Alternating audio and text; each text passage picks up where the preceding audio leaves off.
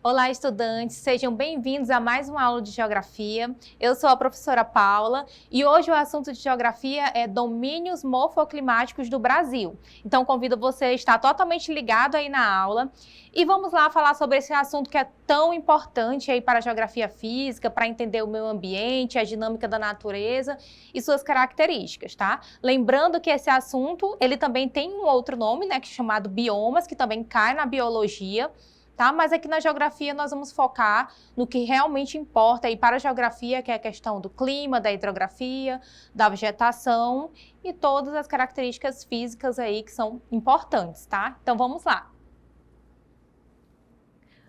Para começarmos, aqui vai com uma questão, tá? Do Aprova Mais, do material Farias Brito, questão 2, que fala o seguinte: a degradação do bioma ocupado por 10 estados, mais o Distrito Federal, já é responsável pelo mesmo nível de emissões de gás carbônico da Amazônia.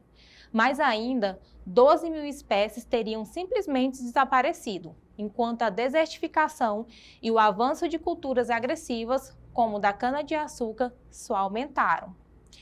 O comando da questão diz: o texto refere-se a uma calamidade ambiental que vem se instaurando. Aí vem aqui as opções, né? Caatinga, Cerrado, quer saber onde essa calamidade aí está se instaurando.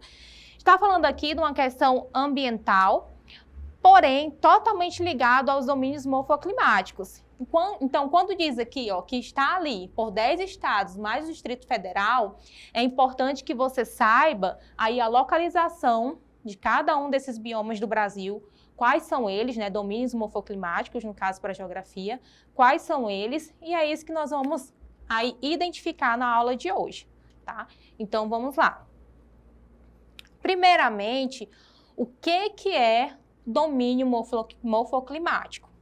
Então, domínio morfoclimático é uma classificação geográfica que engloba aspectos naturais, como clima, hidrografia, vegetação, relevo e solos predominante em uma determinada área e a forma como eles se relacionam entre si. Então, o que é esse domínio morfoclimático aí? Vai juntar aí todas essas características, tá? Em determinado parte do espaço geográfico ali, e aí todas as características vão identificar um determinado domínio morfoclimático. Quais características, né? Repetindo aí para vocês: clima, vegetação, hidrografia, relevo, tá? Então, o território brasileiro, ele tem inúmeros domínios morfoclimáticos, tá? Que nem sempre, como vocês vão ver daqui a pouco, vai respeitar os limites dos estados. Então, não é aquela organização, aquela regionalização aí que nós temos das 5 regiões brasileiras, não é nada disso. É com características naturais, tá? Então, tem uma classificação aí para os domínios morfoclimáticos do Brasil. Importante também saber quem foi que classificou, né? Quem criou essa classificação aí dos domínios morfoclimáticos do Brasil? Então, nós temos aqui o mestre, grande geógrafo humanista, Aziz Absaber, tão importante aí para identificar esses domínios morfoclimáticos do Brasil. Afinal de contas, foi ele que fez toda essa classificação, que é tão importante aí para o estudo da geografia e também de várias outras ciências. Então, vamos lá. Aqui nós temos o mapa do domínio morfoclimático, dos domínios morfoclimáticos do Brasil. Lembra que eu falei para vocês agora há pouco que não vai aí necessariamente respeitar o limite dos estados, né, e nem das regiões do Brasil, tá? Então, nós temos aqui bem ilustrado para vocês, com uma legenda, um mapa aqui que vai mostrar aí onde estão localizados esses domínios morfoclimáticos. Então, temos lá, quais são eles? Domínio amazônico, o Cerrado, mares de morros, Caatinga, araucárias, pradarias e temos as faixas de transição, tá? Esses mares de morros aqui também pode ser encontrado em algumas outras bibliografias, como Mata Atlântica, tá? Então, como vocês conseguem perceber aqui pela legenda, cada um está localizado em determinado espaço do território brasileiro. Tá? Vamos falar particularmente de cada um deles agora, para que vocês possam entender as características, né, particulares de cada um. Então, vamos lá. Vamos começar aí com o domínio amazônico, tá? Então, o domínio amazônico, a realidade no qual você está inserido aqui do Acre, tá? Nós estamos aí no bioma amazônico, tá? Ah, professora, mas Amazonas, amazônico, não vai se confundir. Amazonas é o estado. Nós temos aí também o domínio morfoclimático ou bioma amazônico, que é que faz toda essa parte aqui da região norte, um pouquinho ali do centro-oeste também e até um pouquinho ali do nordeste, tá? Deixei aqui para vocês o mapa ali ao lado, para que vocês possam também observar, sempre, né, comparando. Então, nós temos aqui, né, o domínio amazônico aqui, nessa parte, toda essa parte aqui, rosa, né? Então, essa parte aí se refere ao domínio amazônico. Então, perceba, o nosso estado está inserido nesse domínio. E quais são as características principais? Então, o relevo do domínio amazônico é a depressão amazônica. Lembrando que existem aí as principais formas de relevo: planalto, planície, depressão e as montanhas. No caso aqui do domínio amazônico, no qual o nosso estado está inserido, é o relevo da depressão amazônica, que são as áreas mais rebaixadas aí, quando se fala na questão altimétrica, né, do relevo, a depressão amazônica são aquelas áreas que são mais rebaixadas. Então, nós estamos aí recebendo sedimentos de áreas mais elevadas, como planície e planalto. Aqui, gente, temos a depressão amazônica como a que mais contempla aí o domínio amazônico, mas também está inserido relevo como planície. Tá? As planícies são aquelas áreas que são bem próximas ali de qualquer curso d'água, tá? Então, como nós temos aqui muitos rios, então também temos bastante áreas de planície. Mas o relevo que é predominante é a depressão amazônica. Tá? O clima daqui é equatorial, porque nós temos ali a proximidade da linha do Equador. Está aqui também a maior bacia hidrográfica do mundo, que é a bacia do Rio Amazonas, e o nosso solo é de baixo índice de fertilidade, tá? Então, as pessoas até assim se surpreendem quando fala em relação ao solo da região amazônica.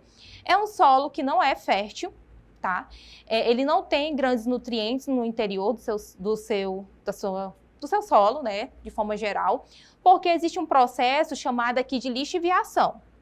O que é a lixiviação? É a lavagem da terra pela água da chuva. Então, como estamos em área equatorial, com florestas, o índice de pluviosidade, ou seja, as precipitações, né, as chuvas, são bem elevadas, tá? Então, essa água que lava constantemente o solo deixa ele infértil. Então, o solo da região amazônica, contrariando o que muitas pessoas acham, né, é um solo considerável aí com baixa fertilidade. Porém, o horizonte ali que está mais superficial, que é o horizonte orgânico, tá? Que é a primeira parte ali do solo, da superfície, é uma parte mais fértil, tá? Por isso que temos aí a capacidade para suportar a floresta. Porém, essas áreas mais profundas são consideradas inférteis, tá? Com baixa, na verdade, não inférteis, mas com baixa fertilidade. Continuando. Vegetação perene. O que é uma vegetação perene? É aquela vegetação onde as folhas não caem totalmente, independente da época do ano. Então, você, como mora aí no domínio amazônico, já percebeu que não existe aquela parte do ano aqui onde as folhas caem totalmente, tá? Então, o nome disso é vegetação perene. E aqui também nós temos 3 classificações: mata de várzea, terra firme e igapó. O que é a mata de várzea? É aquela floresta que está sempre ali na parte seca, tá? Desculpa. Mata de várzea, parte do ano está seca e parte do ano está inundada. Então, é uma vegetação que sobrevive a 2 situações. Nós temos a terra firme, que é a parte do ano, que é a vegetação onde fica todo o ano ali seco, tá? E temos a igapó, que é aquela vegetação que sempre está ali em um ambiente aquático. Então, revisando, mata de várzea é a vegetação que está habituada tanto a épocas de cheias, né, que fica ali inundada, quanto a épocas de seca. Terra firme é aquela vegetação que sempre está em terra firme, sem estar inundada.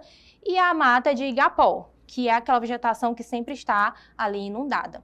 O latifoliada, que vem aqui após, quer dizer que as folhas das árvores da floresta amazônica, em sua grande maioria, são folhas grandes. Então, vamos agora para o domínio morfoclimático da Caatinga. Então, vamos lá entender, tá? Vou marcar aqui para vocês, já no mapa, onde fica aí o domínio morfoclimático da Caatinga. No interior do Nordeste, tá? Lá no chamado sertão nordestino. Quais são as principais características da Caatinga? O relevo é depressão também, tá? Áreas mais rebaixadas. O clima é semiárido. O que é um clima semiárido? O clima semiárido, ele antecede o clima desértico, tá? Então, é uma área também equatorial, tem uma situação natural ali de pouca chuva, tá? No caso, baixo índice de pluviosidade. Por que tem baixo índice de pluviosidades ali? Existe, né, um planalto aí na parte mais litorânea que impede que entre aí as massas de ar para poder, a umidade do ar para poder formar ali as precipitações, tá? Os rios aqui, eles são rios temporários.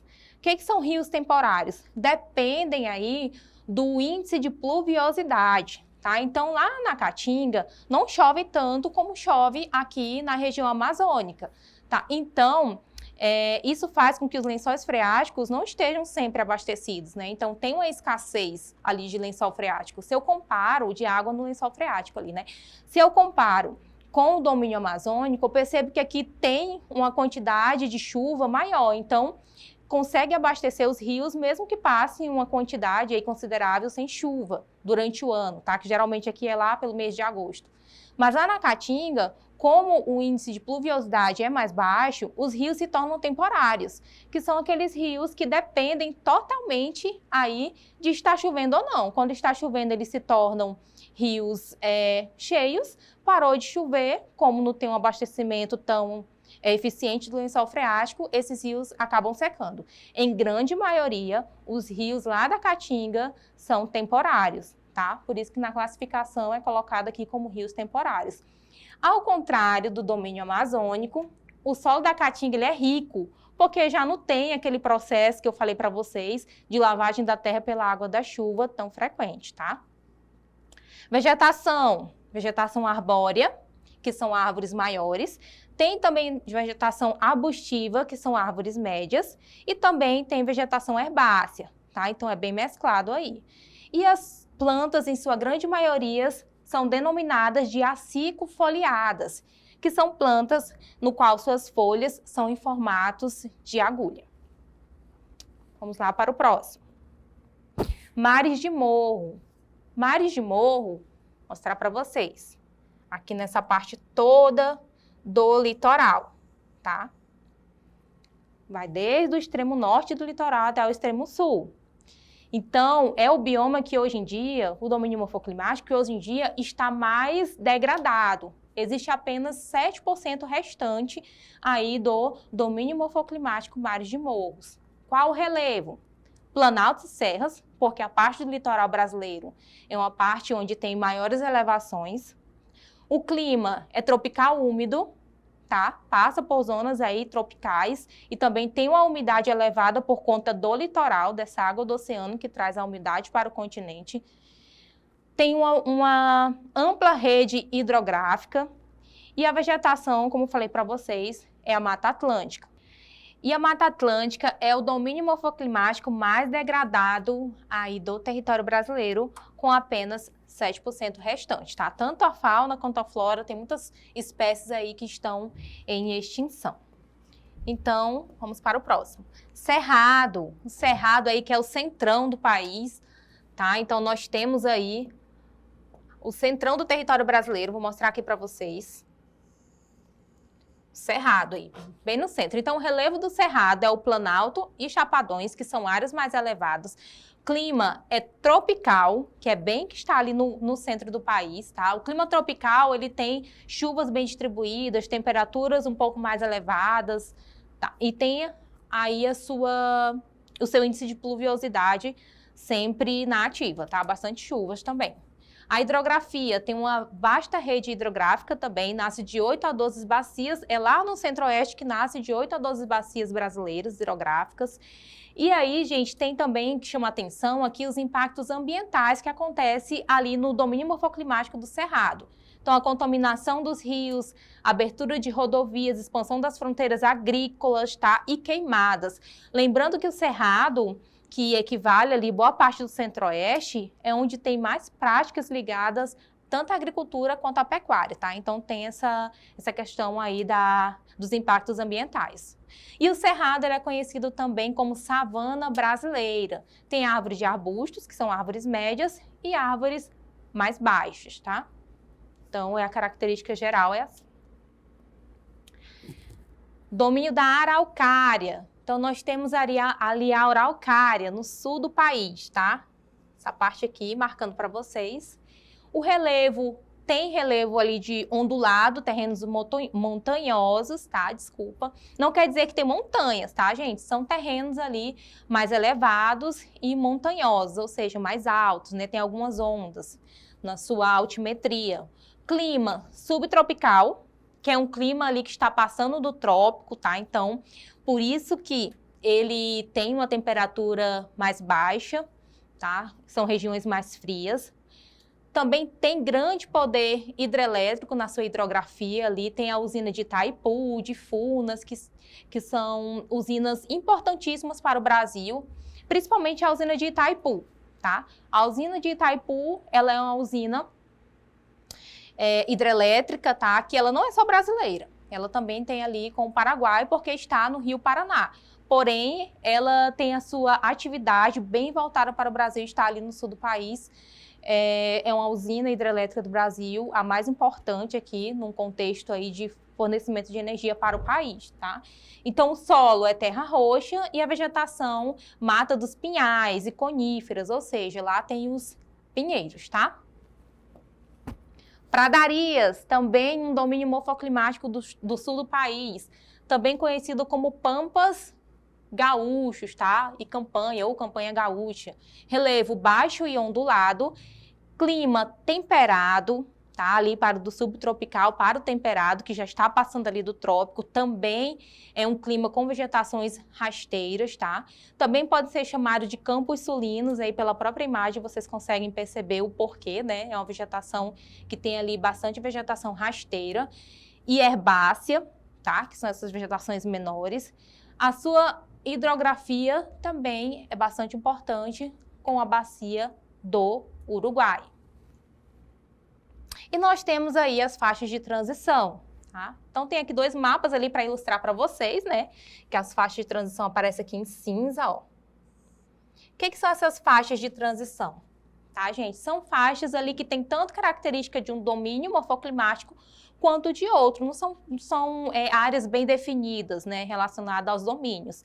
Então, nós temos aí as três principais, que é Pantanal, tá? Que nós temos aí aqui na letra C, nesse outro mapa.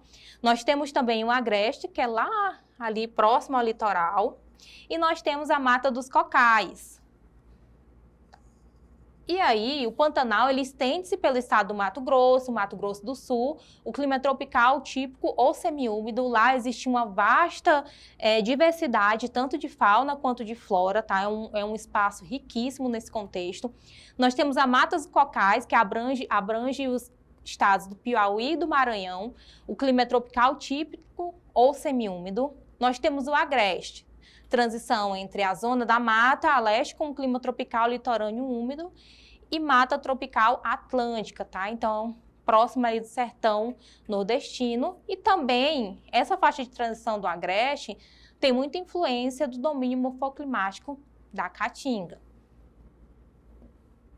Sabendo de tudo isso, já conseguindo ali identificar onde ficam os domínios morfoclimáticos brasileiros, vamos aqui retomar a questão, tá? Então, a questão diz: a degradação do bioma ocupado por 10 estados, mais o Distrito Federal, tá? Então, importante saber também, ó, 10 estados mais o Distrito Federal. Estou falando aí de centro-oeste do Brasil. Então, é o centro-oeste do nosso país. Continuando, já é responsável pelo mesmo nível de emissões de gás carbônico da Amazônia. Mais ainda, 12 mil espécies teriam simplesmente desaparecido, enquanto a desertificação e o avanço de culturas agressivas, tá? Quando eu falo de culturas agressivas, eu estou falando de plantações, tá? Da agricultura, como da cana-de-açúcar, só aumentaram. Então, está falando aí que é no centro-oeste do Brasil, porque fala do Distrito Federal, e está falando sobre o avanço da cultura, das plantações. E aí o comando da questão diz: o texto refere-se a uma calamidade ambiental que vem se instaurando, letra A, na Caatinga.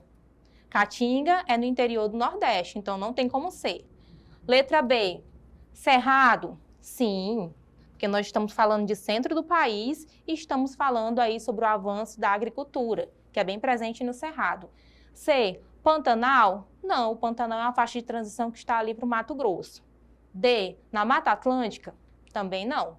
Práticas de agricultura até acontece ali no litoral brasileiro, mas não com tanta frequência como no Centro-Oeste. E letra E, na Amazônia? Também não, porque aqui fala, cita o Distrito Federal e ele está no Centro-Oeste do país. Então, agradeço você pela atenção. Até a próxima!